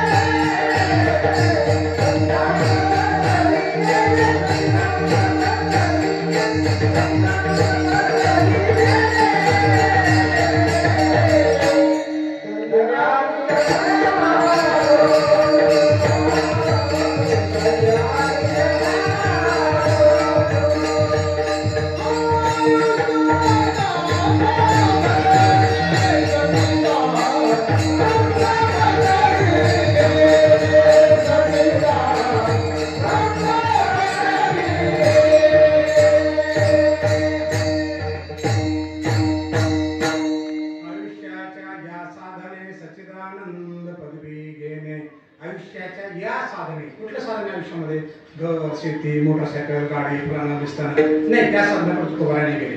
आयुष्याच्या या साधन हे म्हणजे कोणतं? पायापासून डोक्यापर्यंत मिळालेलं साधन. हात, पाय, कान, नाक, डोळ्याचे 5 ज्ञानेंद्रिय, 5 कर्मेंद्रिय आणि 11 मन आहे ना, ही साधन. आयुष्याच्या या साधने सच्चिदानंद पदवी, सत्य चित्त आनंद, सदैव आनंद राहायचा. आणि ही पदवी मिळायची, ही पदवी मिळायची. अभ्यासक्रमाची पदवी एखाद्या विशिष्ट अभ्यासक्रमातून पुढे गेल्यानंतर मिळू शकते, पण अध्यात्मात्मक पदवी ही कुठलेही अंग जर कमजोर झालं शरीरातलं, कुठलाही अंग जर चुकीच्या मार्गावर गेला तर अध्यात्मातली पदवी मिळत नाही, सच्चिदानंद मिळत नाही. नकशिकांत झालं पाहिजे. आपल्याच वैभवे श्रंगारावे निर्मळ. हे माणसाला वैभव दिले. हत्तीचे पाय आमच्यावर मोठे येतं, वाघ आमच्यापेक्षा अतिशय वेगवान आहे, पण वाघ पळत पंढरपूरला जाऊ शकत नाही, दिवाळीला जाऊ शकत नाही, पांडुरंगाच्या दिंडीला जाऊ शकत नाही. बरोबर आहे. हत्तीचं तोंड आमच्यावर मोठं आहे, जीभ एवढी मोठी आहे, रामकृष्ण हरी म्हणू शकत नाही, आमचं तोंड म्हणू शकतो. आणि कहे ज्ञान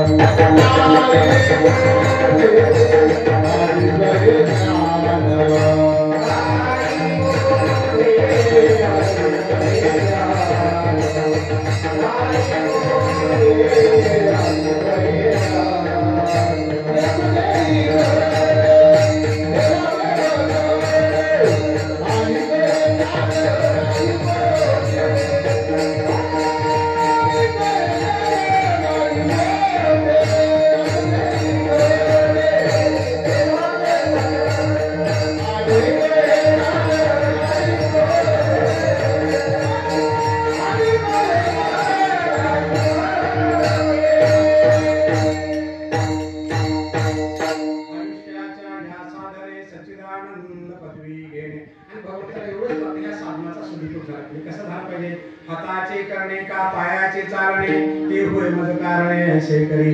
डोळाचे देखावे कानी ऐकावे मनी जे भावावे बोलावे वाचे ते आत बाहेर आवे मीच करून घालावे मग सर्व काळी स्वभावे मीच आहे. तुझे हात पाय कान नाक डोळे सगळं सगळं सगळं माझ्या कान तू म्हणे हे मीच करी माझी भजनी प्रेम धरी सर्व नमस्कारी मजे का ते तरी बाह्यांतर आपल्या सर्व व्यापारा मज व्यापका ते विरामी शोकरी. तुझे जे शरीर आहे ना, आपलं बाहेरचं मन जे चालतं ना, ह्या सगळ्याला फक्त माझा विषय तो त्यांचा झाला नारायण. एकच करून पडले वन इंद्रिया सगळ्या इंद्रियाला एकच वळण पडू दे आणि मग बघतो धन्य आहेस का.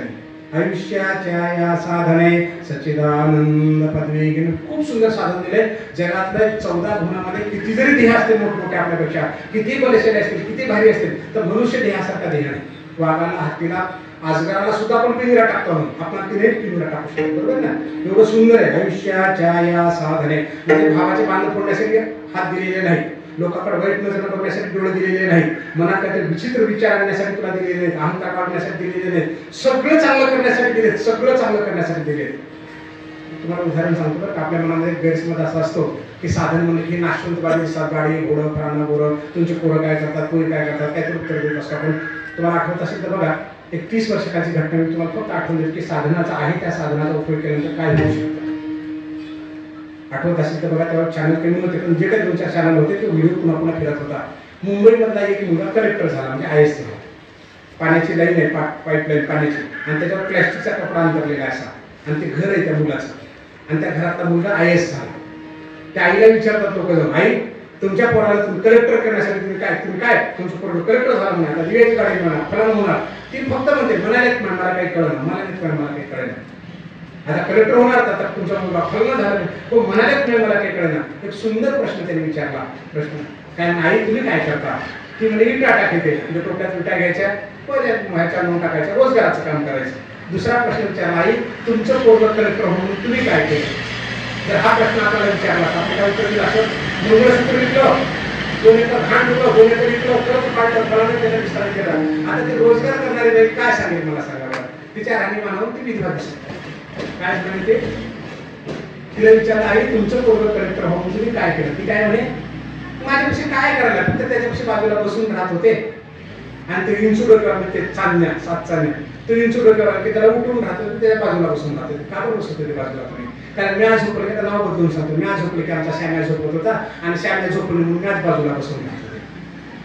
समजा आई झोपली असते तर पूर्व झोपलं असतं तर कलेक्टर झालं असतं का नाही. काय साधन होतं, हे देहाचं साधन फक्त जागी ठेवणं. देहाच्या साधनाला फक्त जागी ठेवले, लेकराच्या बाजूला बसून राहिली, ही बसून राहिली म्हणून तो झोपला नाही. 5-10 मिनिटं जास्त आग्रह केला, अभ्यास केला, एका मार्कावर सुद्धा गेला नाही, कलेक्टर झाला. आम्ही म्हणतो आम्ही घर विकलं, शेत विकलं, हे साधन नाही. तुझी मानसिकता जर पक्की असेल ना, काही होऊ शकतं. नव्हे ऐसे काही नाही अवघड. आज सुद्धा ते मोठ्या पदावर आहेत. सांगण्याचा हेतू असा आहे की भगवंताने आम्हाला काही दिलं नाही म्हणून आमचे लेकर होत नाहीत, फळा होत नाहीत, बिस्तानं होत नाहीत, अजिबात म्हणू नका. ज्ञानोबांनी उत्तर दिलंय, तरी झडझडून वहिलानी ये भक्तीचे वाटेला तेने पाविष्या वेगळीच धाम माझे. अरे झटका देऊन उठ, मी गरीब आणि श्रीमंत नाही, ग्रामीण भागातल्या निकडला अज्ञान आमचे मात्र अजिबात म्हणू नको. काहीही होऊ शकते या जगामध्ये, काही होऊ शकतं. आयुष्याच्या या साधने सच्चिदानंद पदवी घेणे ही साधने आणि दुरुपयोग केला आपण प्रमाण पाहिलं, जे पेरलं ते उगवणार 100% परफेक्ट होणार. त्याच्या पण एकदम तुम्हाला उदाहरण सांगतो. माझ्या लहानपणी आमच्या शेजारच्या गावामध्ये कीर्तनाची बाजू असो, साधनाचा दुरुपयोग केल्यानंतर काय होतं बघा, सदुपयोग केल्यानंतर काय होतं. देव पाहावया गेलो, देवाची मोठी आपल्याला माहितीच आहे की त्या साधनाचा जर सदुपयोग केला तर चालू होऊ शकतो. रोज गाथा वाचली, हरिपाठ वाचला, 15 अध्याय वाचला, गीता वाचली, पारायण केलं, हनुमान चालीसा म्हणतो, उद्धार पण होऊ शकतो आमचा. आणि नाही केलं तर काय होऊ शकतं बघा. बाबासोबत गेलो, आजोबासोबत अशी पंगत वाढली होती. पंक्ती म्हणजे लहान असायच्या 15-20 लोकांच्या पंक्ती, साधे ढाके 30-40 वर्षांचा सांगते मी तुम्हाला, लहान असतानाच पंक्ती वाढल्या. समोरचा माणूस बसला, उन्हाळ्याचे दिवस होते, पाडवा होता त्यांची गुढी पाडवा. आणि ते म्हातार माणूस वेळेला बसलं होतं, त्याची बोट अशी होती, तुम्ही असं घट्ट झालेले, असं थरथर थरथर कापत एक एक एक एक त्याचं बोट काढत असं घासले घासले घासले त्याला खूप. आणि मी बाबाला विचारलं, बाबा असं काय करूया? बाबा म्हणे नंतर सांगतो. आणि ते असं थरथर थरथर कापत जेवलं. उठून पडतं भाऊ पुन्हा बाबाला विचारलं, बाबा ते असं काय करतात म्हणे काका? बाबाने सांगितलं, बाळा त्याच्या भावाकडे 2 बैल होते, अतिशय चांगले बैल होते. त्यांनी पिठामध्ये विष घातलं आणि अशा मुठी मारल्या आणि त्या बैलाच्या तोंडात, दोन्ही बैलाच्या तोंडात घातलं आणि त्या बैलाचा शाप आहे. काही काय असेल ना, तर बाबांनी दिलं उत्तर सांगतो, त्याचा साप आहे आणि त्या शापाचा परिणाम असा की ह्याची बोट अशी होऊन बसते. पेरलं ते उगवलं, केले कर्म झाले, त्याचे पुढे भोगाले 100%. म्हणून ह्या साधनाचा दुरुपयोग करायचा नाही. त्या बैलाच्या तोंडात विष घालण्यासाठी तुला हात दिलेलं नाही. मुक जनावर आहे, त्याला विहिरीपर्यंत पाणी पाजण्यासाठी दिले. तुझ्या घरासमोर एखादा हे कर, एखादं भांड ठेव, रोज पाणी टाक त्याच्यामध्ये. कुत्रे मांजरे पितील, डुकर पितील, आम्ही करतच नाही. तुला मला घाल कुत्र्याला मन चालले ना, तसं जनावरांच्या बाबतीत आमचं नाही, खाण्याचं आहे, बिस्तानाचं. अरे मुक जनावर आहे, त्याला करता येत नाही म्हणतो भगवंत तुम्हाला मुख्य जनावर आपण नाही म्हणत. हे तुम्हाला म्हणतात आयुष्याच्या या साधने सच्चिदानंद पदवी घेणे. कडवे जाऊन टाकतात हे आता आपले कडवे सांग महिन्यातून महिने बातमी ते चारा जाऊन टाकला, कडवे जाऊन टाकले. पुण्याची बातमी तुम्ही परवा वाचली असेल ना, पुणे जिल्ह्यातली. ते टमाट्याला काढायला 120 रुपये भाव चालू होता आणि ते म्हातारा गेले दुसऱ्या गावाला. ह्यानं ट्रॅक्टर घालून त्याचा साफ करून टाकलं. कोणी का असतात त्यांचा दुश्मन? आपण काय म्हणून बघितल्यानंतर तोंडात आलेला घास काढून घेतला, रडू इतक्या प्रकारचा व्हिडिओ केला, इतकं भाऊन करून टाकला होता. कोण केलं हे? आमच्या स्वतःने केलं ना. आयुष्याच्या या साधने सच्चिदानंद पदवी घेणे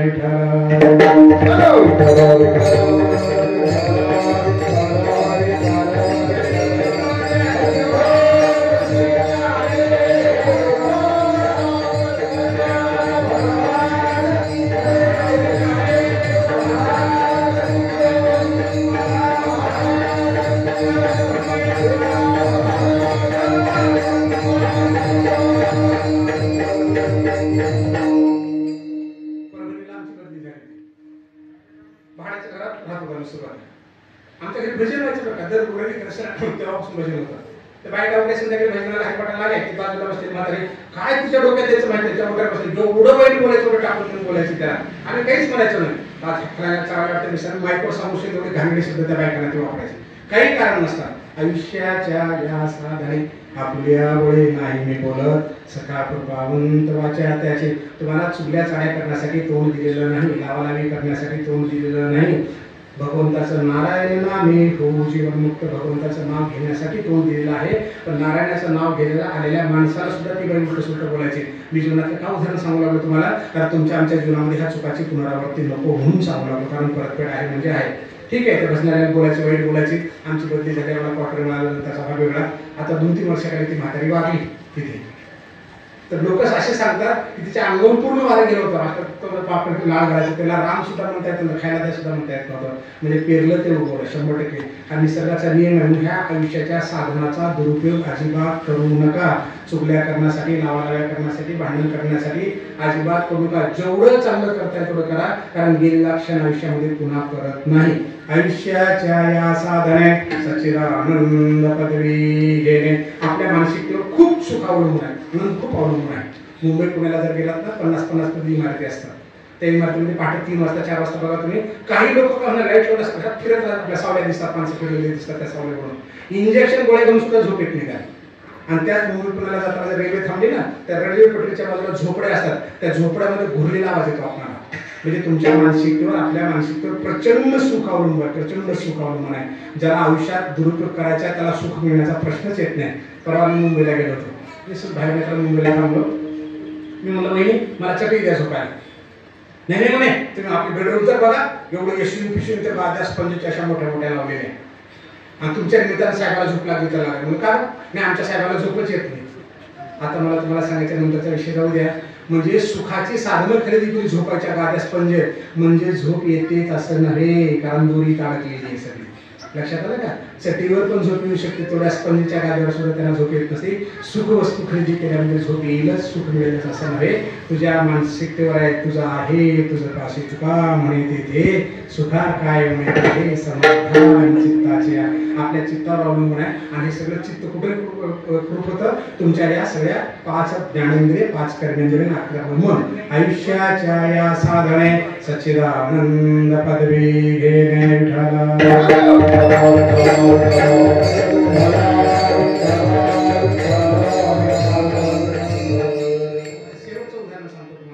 एका ठिकाणी ॲडिशनल डिस्ट्रिक्ट मॅजिस्ट्रेट होते, फिरून त्या जिल्ह्याचं नाव घेतलं तर त्याचे पाहुणे माझ्याकडे आले, साहेब आमच्या बापाचं कशाला सांगितलं तुम्ही मला. मी सर माझ्या मुखातून जिल्ह्याचं नाव घेतलं. ॲडिशनल डिस्ट्रिक्ट मॅजिस्ट्रेट म्हणजे निवेदन येणारे जिल्ह्यात ते तिथे येतात. माझ्याकडे एक निवेदन येणार, आणि त्यांचा कार्यकर्ता माझ्याकडे आला. मला म्हणतो की सर आमच्या साहेबाला वगैरे येता येत नाही, तर तुमच्या कॅबिनमध्ये तुम्ही जरा पाय उतरून खाली या. मला या ना, तुमच्या दुसऱ्या नाव निवेदन मला विषय करून तुम्हाला शोध देतो. नाही नाही साहेब तुम्ही खाली या, नंतर सांगतो तुमच्या आमच्या साहेबाला काय करता येते. मला काही सांगायची गरज नाही, घ्यायची तर मी येतो खाली. आलं बा त्यांचं निवेदन, मी गेलं निवेदन घेतलं, सही करून दिली, विषय दिली, परत गेले. हे आलं त्यांच्या सोबतचं, त्या साहेबासोबत निवेदन द्यायला आलं होतं. म्हणजे माणसाला बघा बरं का, आपल्याला वाटतं की माणसं फक्त आमच्या सोबत आहेत, सोबत असूनही आमचे नाहीत. नुसती काळी संधी खसंधी मुलांची वाट बघतात, काळ्या करायला चुगल्या करायला लावून द्यायला. ते निवेदन परत गेलं, पुन्हा परत आलं, साहेब सांगतो मला काचवलं, आमच्या साहेब काचवले. म्हणून मला गरज नाही निवेदन, त्याने ऐकत राहील ना साहेब, सांग बाबा मला, सांग लवकर मला काम करू दे. काय म्हणाला की आमच्या साहेब जे कोण होते निवेदन देणारे ते पुन्हा माणूस दिसला काय म्हणे, खाल चलावला, असं पाय चुकला, खाल चलावला साधन. आयुष्याच्या या लाभ घालायला दिले का, घाल त्याला. आणि एके दिवशी त्यांच्या गेटसमोर कुत्र बसलं होतं. खाल त्याला तुमच्या कुत्र्याला घालायला, कुत्र भुकलं वाटतं, ते पडलं, पाय मोडला, त्याच्या पायामध्ये लोखंडी रॉड घातले, आणि हे अभिमानानं मला सांगू लागलं म्हणून आमच्या साहेबाला चढता येत नाही. म्हणजे सोबतची माणसं आपली असतात असं नाही. सांगण्याचा हेतू लाता घालण्यासाठी पाय दिलेले नाही, चुलीकडे जाण्यासाठी पाय दिले नाही, खोड्या करायला दिलेले नाही. आयुष्याच्या या साधने सच्चिदानंद भट्टासाहेब पाहिजे माहिती का, कैवल्य सुखासाठी जे परमाणु घे उधळती पाया पाठी चालता जे. या पायाच्या पाठीमागे पडले उधळलेली धूळ डोक्यावर घेण्यासाठी पांडुरंगाच्या पाठीमागे येतो, असं माऊली 13व्या अध्यायामध्ये ज्ञानेश्वरीने सांगतात. अर्थात आमचे पाय कशासाठी? पंढरीकडे जाण्यासाठी, कीर्तनाकडे येण्यासाठी, कथेकडे जाण्यासाठी, भजनाकडे जाण्यासाठी आहेत. पारायणाला सुद्धा लोक बसत नाहीत. आपले 1000 लोक कीर्तनाला जातात, 10 लोक 25 लोक पारायणाला बसत. का? कारण ह्या पायाला सवयच नाही, हाताला सवयच नाही. लावली पाहिजे बरं का, कारण गेलेल्या वेळ आयुष्यात पुन्हा परत येत नाही. आणि हे सगळं भविष्य आपण करू शकतो. आयुष्याच्या या साधने सच्चिदानंद पदवी घेणे. आपल्याला सच्चिदानंद पदवी आपल्या घरात सुद्धा मिळते. भाकरी चटणी भाकरी आनंदाने खाता येतं, नाव नाही ठेवायचं, मौनात जेवायचं, शांततेने जेवायचं, हरिपाठ म्हणायचा, हनुमान चालीसा म्हणायची, गीतेचा 15वा अध्याय म्हणायचा. जे वाटायला आलं, नवरा घरची लेकरं बाळ प्रयत्न करूनही त्यांच्या बदल करता येत नसेल तर आहे त्या परिस्थितीमध्ये जसे तसं स्वीकारायचं. ठेविल्यानंतर तैसेचे राहावे, चित्त्या सुद्यावे समाधान. प्रयत्न करता येते, प्रयत्न करून बघ. प्रयत्न करून जर तुझ्या वाट्यातला कुठला हिस्सा काही बदलत नसेल, जे करावं लागणार तेच करावं लागत असेल, ते सुद्धा आनंदाने कर. उदाहरणामध्ये तुमच्या लेकराला 60% मार्क पडले आणि शेजारच्या लेकराला 80% मार्क पडले. तुम्ही किती गोंधळ घातला की त्याच्या बापाला कॉपी दिली असेल, मायने कॉपी दिली असेल, काही जरी म्हणला तर 80%चे 79% होत नाही. आणि तुमच्या लेकराची किती जर तुम्ही बाजू घेतला, कितीही बाजू घेतला, तर 60%चे 61% होत नाहीत. म्हणजे काय? प्रयत्न करूनही ज्याच्यामध्ये बदल होत नाही, ताणून घेऊन बदल होत नाही, त्याला 100% स्वीकारायचं. म्हणजे आहे त्या परिस्थितीमध्ये ठेविले आनंदे तैसेचे राहावे, चित्ती असू द्यावे समाधान. आनंद मानायचा हेच सच्चिदानंद पदवी. आयुष्याच्या या साधने सच्चिदानंद पदवी घेणे. जसं आई वडिलांसाठी आठवण करून त्यांची मुलं काय फॅमिली करते, आपल्याला जमत तेवढं. तुमच्याकडे साधन मोठं नाही, खर्च करू शकत नाही, 10 लेकरं बोला, 4 भजनी लोक बोला, भजन करा, 10 लोक जीव घाला, पण आठवण करा ना त्यांची. त्यानिमित्तानं पुण्यकर्म करा ना, मोठाच कार्यक्रम करा, असं काही बंधन नाही. जे साधन आमच्याकडे आहे, जेवढी क्षमता आमच्यामध्ये आहे, त्याचा पुरेपूर सदुपयोग आपल्याला करता आला पाहिजे. आयुष्याच्या या साधने सच्चिदानंद आनंद पदवी घेणे. असं 3 चरणामध्ये झाल्यानंतर तुकोबा आता 4थ्या चरणामध्ये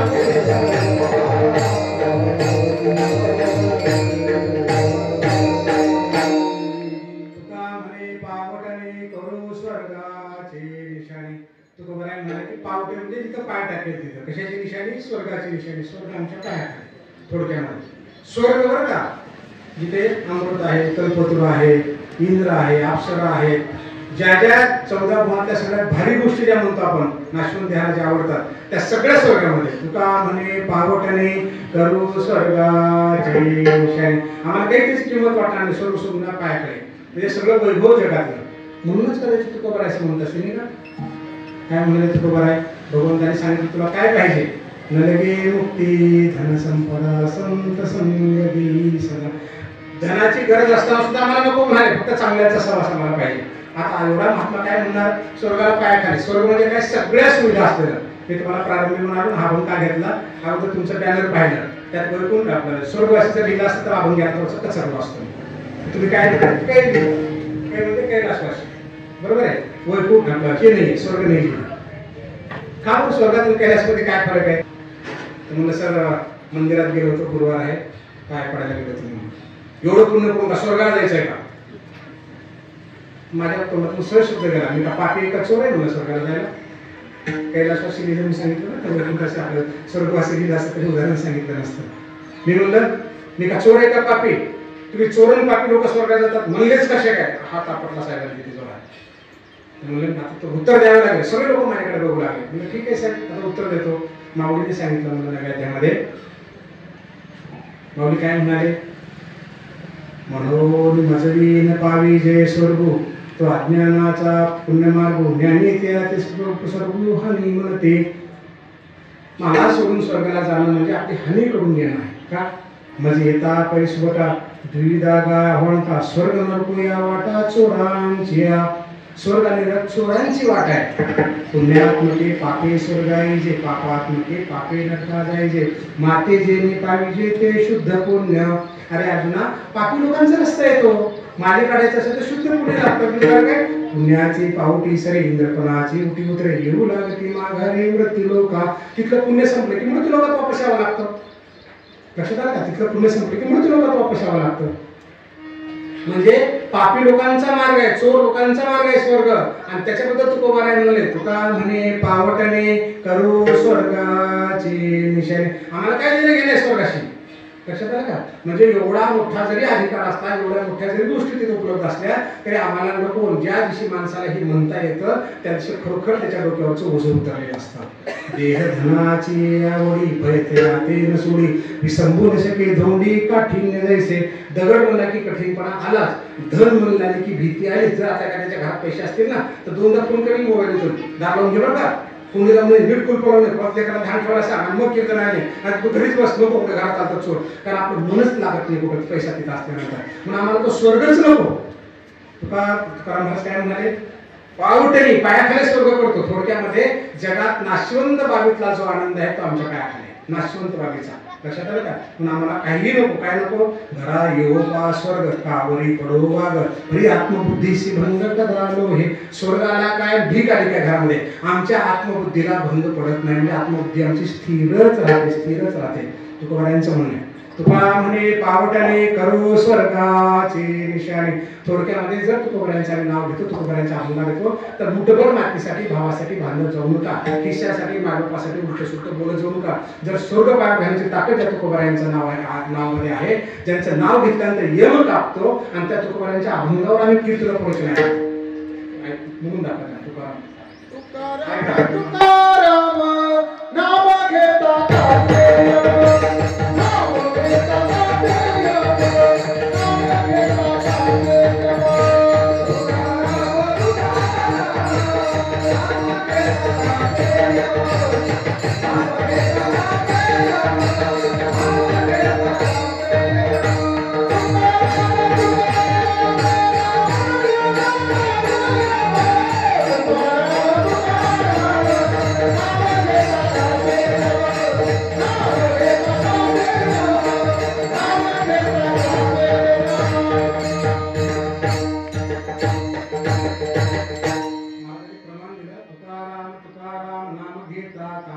ज्यांचं नुसतं नाव घेतलं तरी येणं कापतो. त्या तुकोबारावर किती कीर्तन ऐकतो आपण सांगा. त्यांच्या अभंगावर किती कीर्तन ऐकतो.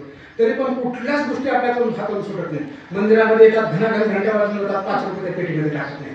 किती कंजूसपणा करतो. नोटा बंद झाल्या त्या पेट्या भरून गेल्या अनेक मंदिरातल्या आता फाटकी नोट सुद्धा टाकत नाही का, देतच नाही पण देवाला. आपण आनंद पाहिजे मात्र. मला सांगा त्या पेटीत पैसे नाही टाकले तर मंदिराचं लाईट बिल कोण भरणार आहे, रंगरंगोटी कोण करणार आहे, झाडलोट कोण करणार आहे, द्यावं लागेल नव्हती ते देतच नाही. म्हणजे सगळं आम्हाला आमच्याजवळ पाहिजे, पायाखाली घालून तर लांबच गेलं सगळं. आम्हाला किती गठुडे दिले तरी संपणार नाहीत माणसाला. सोन्याचा डोंगर दिला तर कमी पडेल. गुरु तुकोबाराय म्हणाले नाही, तुझी मानसिकता शुद्ध कर. मन चंगा तो कटोटी में गंगा. मन नाही चांगला तर काय करील काशी गंगा. तुझ्या मनाला शुद्ध केल्यानंतर भगवंत अवघड नाही. ज्याचा भाव शुद्ध झाला दुरी नाही देव. त्याला संत मुक्तांनी सांगितलं फक्त आपला भाव शुद्ध करायचा. मग निसीम भाव उल्लासे मजार पावयाचे निमिसे फळे कावतसे भरतयाचे हो. भक्तू माझ्याकडे लावी मी दोन्ही हात ओळी देठून फिरता सेविया दरेसी. अर्जुना मला भावपूर्ण दिलं, श्रद्धेनं जर प्रमाण दिलं ना तर त्या शेवटीचं गोड पण खातो, सुदाम्याची कोरडे पोहे पण खातो मी, सजन कशासोबत मास पण विकू लागतो. मला फक्त भाव लागतो. एवढा भाव दिला की तुकोबारायांच्या शब्दाप्रमाणे वागणं अवघडच नाही. फक्त आम्ही काय केलं सगळं नाशवून बाबी माझ्या केलं ना. फक्त म्हणायला म्हणतो आपण देव माझा माझा माझा, म्हणणं सोपं पण प्रत्यक्ष वागत आपण काहीच नाही. आधी केले मग सांगितले असं 100% वागण्याचा प्रयत्न करावा. आपल्याला सुद्धा असं म्हणता येईल. काय म्हणता येईल? ज्ञानोबा सांगतो बघा 13व्या अध्यायामध्ये काय म्हणे, आणि स्वर्गाते मानसे ऐकून मानी ऐसे पुहिले पिशित जैसे श्वानाचे का. नुसतं स्वर्ग तुला पाहिजे का म्हणलं तर माझा भक्त काय म्हणतो अर्जुन माहितीये का, कुत्र्याने एखादा अन्न खाऊन उलटी करावी, कुत्र्याने उलटी करावी आणि ती उलटी केलेली दुसऱ्या कुत्र्याने खावी आणि त्याने उलटी करावी, किती किळस असेल.